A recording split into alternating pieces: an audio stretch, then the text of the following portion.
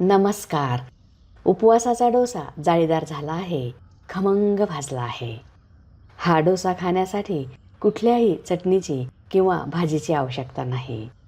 हे असेच खाल्ले तरीही खूप छान चव येते, कारण ह्यातच आपण योग्य प्रमाणात सर्व साहित्य वापरले आहे. उपवासाचा डोसा तव्यावर पसरताना चमच्याला चिकटतो, उलटताना तुटतो.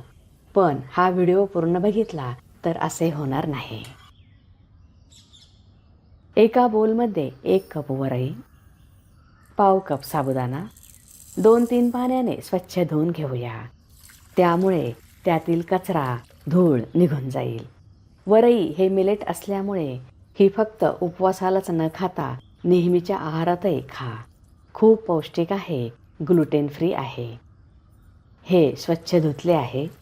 ह्यात भरपूर पाणी ओतूया. झाकण ठेवून 1 तास भिजत घालूया.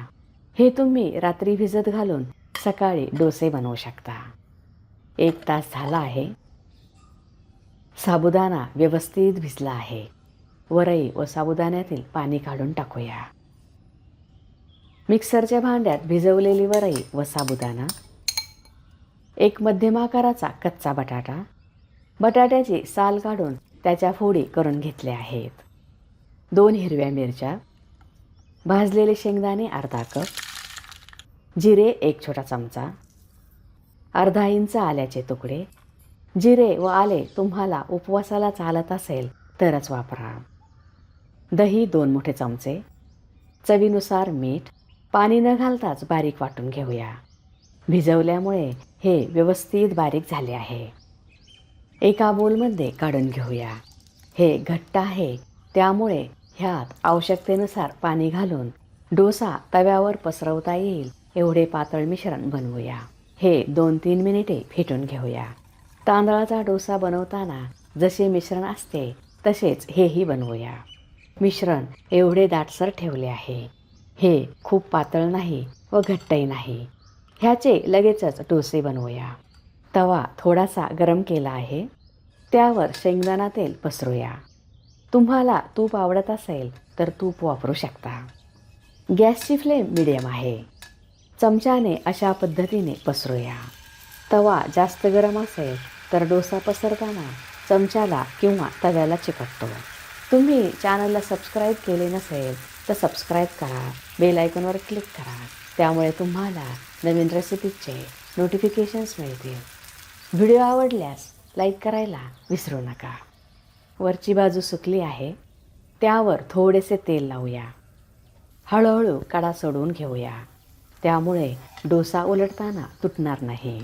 हे व्यवस्थित निघत आहे. दुसऱ्या बाजूनेही भाजूया. डोसा कुरकुरीत, जाळीदार व पातळ झाला आहे.